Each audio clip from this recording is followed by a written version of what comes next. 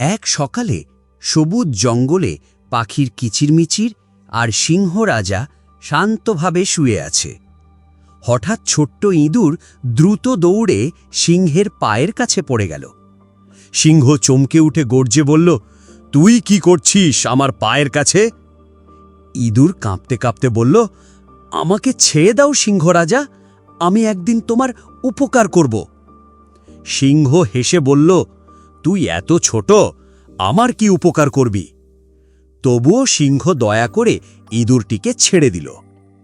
কিছুদিন পরে সিংহ শিকারীদের ফাঁদে ধরা পড়ল, বড় জালে আটকে গেল।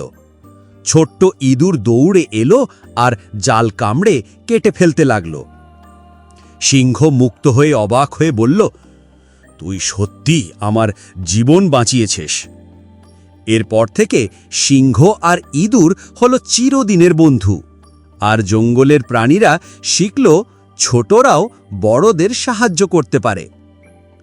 বন্ধুরা, এই গল্প যদি তোমার ভালো লেগে থাকে তবে চ্যানেলটিকে অবশ্যই সাবস্ক্রাইব করো, লাইক করো আর তোমার মতামত কমেন্ট করে জানাও।